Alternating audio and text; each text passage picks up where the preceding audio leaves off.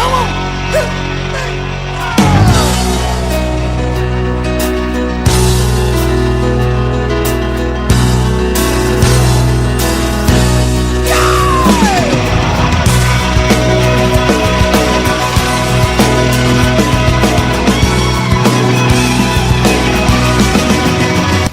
Well, good morning. Welcome back to the Broadcast Retirement Network.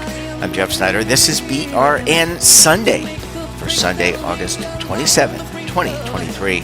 We've got another great show for you this week. The Legal Eagles and Oliver Rennick are standing by to break down all the important news and events for the week. So sit back, relax, and enjoy this episode of BRN Sunday. But if you're tired of the same old story, turn some pages. We're going to kick off the show, as we always do, with a look at what is happening on Capitol Hill in terms of regulation, legislation, litigation, a lot more. Joining us on the line there, the Legal Eagles, David Levine, Kevin Walsh, both with Groom Law Group. That's an employee benefits law firm based in Washington, D.C. Gentlemen, great to have you on the program. Thanks so much for joining us this morning. Jeff, as always, it's great to be here. I'll give a little teaser. By the time this goes out to the listeners, maybe we'll have some Secure 2.0 guidance from the IRS. There's lots of rumors abound, but hopefully in the next week or two, we'll have a whole segment on that.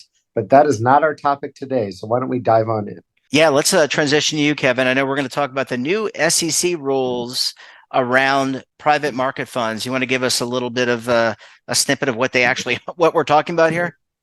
Yeah, so earlier this week, the SEC released 660 pages of rulemaking on private fund advisors. With the rule package, it relates to the duties and practices that a general partner, a manager of a private fund can put in place. And a lot of this springs from Dodd-Frank. Prior to Dodd-Frank, there was an exemption from being considered a registered investment advisor for private fund managers. And this rulemaking suite is part of a suite of, bringing private funds more into line with registered funds in some ways. And if we look at why they're doing this, the SEC points out that we've got 26.7 million working and retired U.S. public pension plan beneficiaries who have exposure to private funds. And, so one of the investor groups the SEC is looking out for here, or trying to look out for here, is retirement savers. We look at the package, there's kind of three areas the SEC identified harm or potential harm. Lack of transparency, conflict of interest, and lack of governing mechanisms. And I can dive in here, but essentially the SEC put in place a suite of rules. One relates to what has to be put in quarterly statements, annual statements, significantly more disclosure on fees, how they're calculated, how they're paid, significantly more disclosure on what the actual portfolio looks like.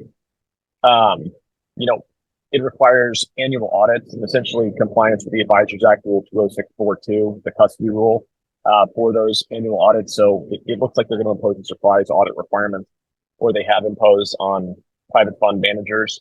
For advisor-led secondary transactions, the key thing is that, and just so you know what these are, this is when an advisor or the manager gives an investor in a fund the opportunity to either, sell all or a portion of their interest, or convert their interest in one fund into an interest in another fund managed by that manager. So it's, get out or roll over. Mm-hmm. In that situation, managers are going to be required to obtain a fairness opinion from an independent provider. And they're also going to have to disclose any material business relationships that the manager may have with the provider of that opinion. Most significantly, probably in the retirement space, for big pension plans, probably less so for individual retirement savers, is they put in place a number of limitations on what can go into side letters.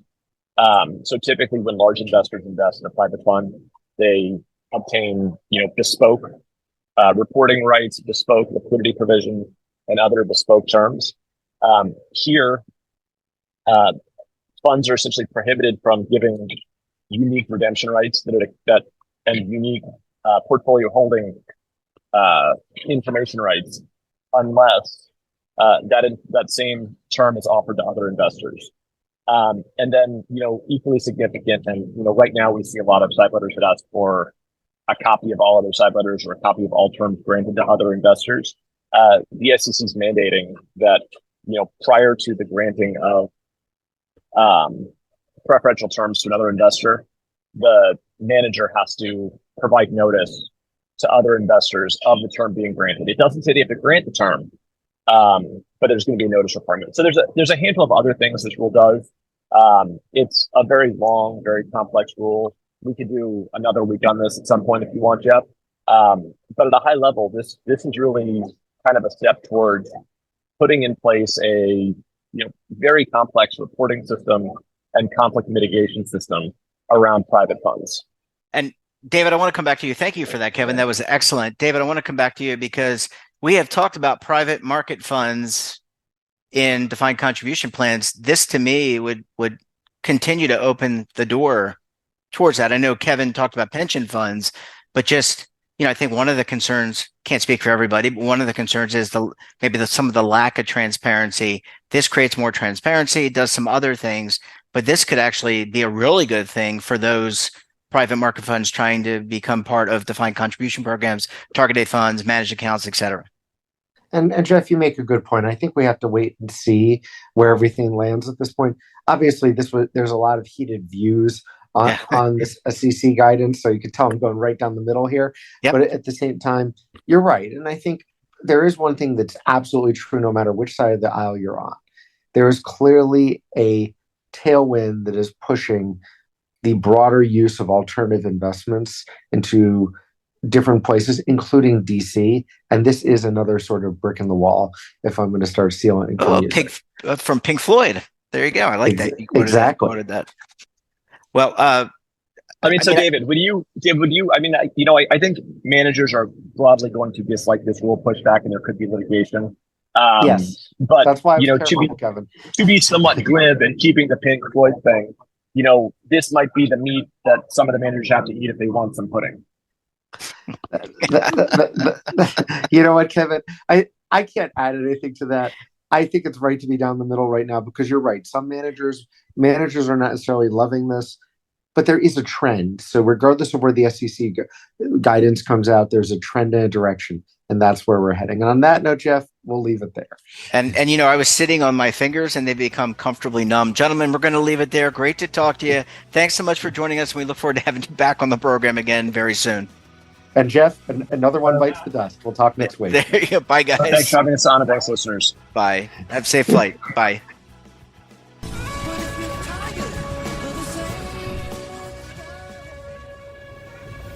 Imagine a new television network that will make you richer, healthier, and in control of your financial future.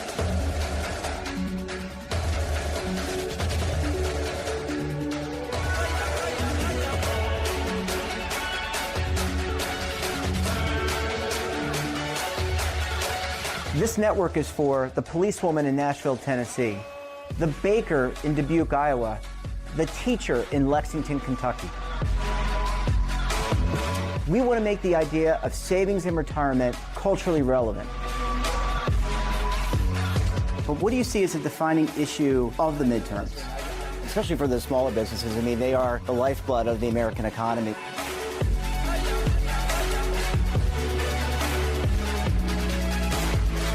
Featuring exclusive interviews, current affairs, and docuseries. 33 years old, you retired early. The philosophy is money only matters if it helps you live a life that you love. But you got to start thinking about retirement as soon as you get in. The Broadcast Retirement Network will drive very high engagement with premium partnerships. So this isn't retirement and savings for your parents or grandparents. This is for all Americans. And we're going to change the way you think about money.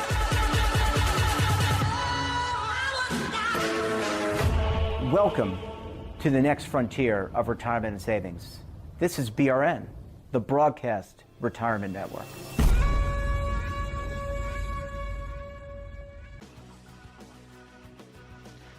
Welcome back, and now we're going to talk markets. Joining us on the line, he is the lead anchor for the Schwab Network. We're going to get to that in a minute. Oliver Rennick. Oliver, great to talk to you. Thanks so much for joining us this morning. Appreciate it, Jeff. Thanks as always. Okay, so before we get into markets and Jay Powell and all the other good stuff going on, tell us about the Schwab Network. It's going very well. We're very excited. It was a really good week. We officially transitioned over to the Schwab Network from being the TD Ameritrade Network for the last almost 7 years. So it's definitely a big moment. We've got a lot of great, smart people from Schwab now that are on our shows regularly, and it's very exciting and great timing too, because it is really been a fascinating year market-wise. Definitely promises to be. We have this kind of uptick in the economy that is encouraging, but creates some very interesting investing dynamics. So the kind of long-term mindset of the general Schwab investor versus kind of the higher frequency trader of the TD background. I mean, this is why these two companies make sense together. And so our coverage is now very, it's very diverse. balanced. Yeah, we're diverse. Yeah. And, it's exciting. So, and also, hey, I like blue better than green, so it works for me. See, I'm a green guy, but I think either one is fine with me. SchwabNetwork.com. That's how you get it, right, Oliver? That's right. Yep. Okay. Why don't we dig in? Let's talk about Jay Powell. He is in Jackson Hole, Wyoming. I'm not there. I don't know if you're there. I'm calling you on a cell phone, so maybe you are there and I don't know it. But neither of us are there. There's a big economic meeting, but Jay Powell gave an update this morning or Friday morning at 10 a.m. That's right. And it was distinctly different from a year ago, but at the same time, not that different from generally the themes that they have been holding on to for much of the past year. It was a slight downtick in terms of the intensity of the language compared to his speech at Jackson Hole a year ago, but it also was a very clear reminder that they have specific goals they want to achieve, and the main one is inflation at 2%, and they are not going to waver from that. So any hopes that they were going to adjust their goals was totally disproven. Not that it really should have been a debate, but there kind of has been this corner of the investing community that always wants to ask him, hey, would you stop at 2.5% or 3% inflation? And he said, no, over and over again. And he started his discussion and his speech with that very specific, adamant statement that, they're going to get inflation down to 2%. A year ago, his statement also included the expectation for pain to be a part of the process to get inflation down. But no such language was used this time around. It was more an acknowledgement that there could be some softening in the economy as a result of their inflation fight, but also some recognition, albeit somewhat marginal, but there was some recognition that things have generally gone better than expected, and the economy is showing signs of strength and housing picking back up again, stuff like that. So there was some recognition of the overall surprisingly strong economy, but still it was a pretty a balanced kind of having it both ways discussion where he wasn't super aggressive, but he also was very clear that they're going to take it step by step and they're going to monitor for weaknesses in the economy and that they don't want to crash the economy if not necessary.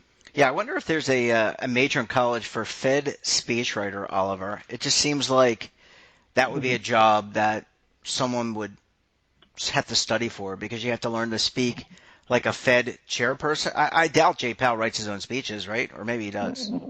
Well, maybe. I mean, he's got, but yeah, I see. Your point. You got to try and. You got to try and find the harmony with the market. Yeah, and the so not easy. In all seriousness, how did the market respond to this week when you look back Monday? The anticipation, the bated breath. What would Jay Powell say in Wyoming at 10 a.m. Eastern time?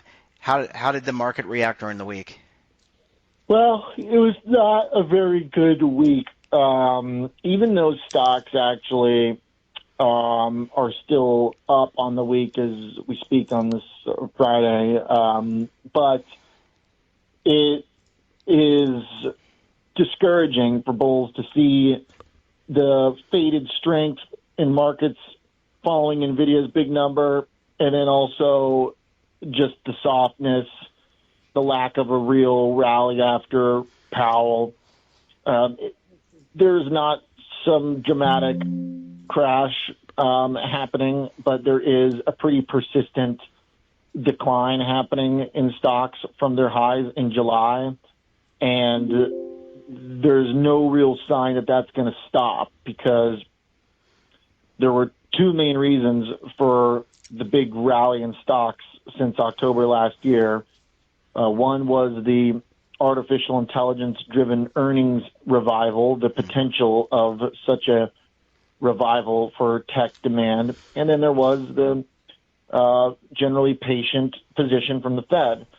And it looks like the market just ran out of gas with regards to both of these. And it kind of makes sense, because it's hard to sustain the valuation gains that we've made over the last 10 months when interest rates are making new highs, Treasury yields making new highs on the 2, 10, and 30s everywhere across the curve. It just reduces mathematically the demand for stocks when investors have more options now. So the market shouldn't be able to get as expensive as it was during COVID. And it was, not back to those levels, but it was getting pretty lofty. So it makes sense to be in a state of repricing to the downside right now. Oliver, next week ends the month of August. August, September, typically later trading volume months, or down months, I guess historically down months. Any expectation for next week, or are people just going to kind of mail it in? It's the end of the month. We go into the Labor Day weekend, and then we start fresh. Boom, September 5th. I think September 4th is Labor Day, the Labor Day holiday. I think it probably could be a very important week, actually, because we now have had two major events with NVIDIA earnings in Jackson Hole that failed to spur a meaningful rally in stocks. And so next week, we have a lot of economic data, including GDP, and we have a bunch of cloud earnings too. So we'll kind of test some of these main themes that have been problematic for the bull case. And it's worth noting that the high for the S&P 500 this year is July 27th, which is when GDP last time came out very hot. And that's when the S&P peaked. We had a spike in yields, and it hasn't quite been the same since. So that was because GDP expectations came in way too high. And now we will test that again next week. And if the numbers come in hot, then we're going to see yields likely go up, and stocks will probably hate it. Well, I know where we can get the best analysis and breakdown. That is at the Schwab Network. Oliver Rennick, always great to talk to you.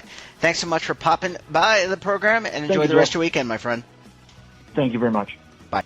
And that wraps up this episode of BRN Sunday. Have a topic of interest, someone you think we should talk to, drop us a line. And don't forget, for all the latest curated news in lifestyle, wellness, finance, tech, so much more all in one place, check out today's edition of our daily newsletter, The Morning Pulse. Want to search our archives, check out our latest content, then visit our website. We're back again tomorrow for another edition of BRN AM. Until then, I'm Jeff Snyder. Stay safe. Keep on saving. Don't forget, roll with the changes.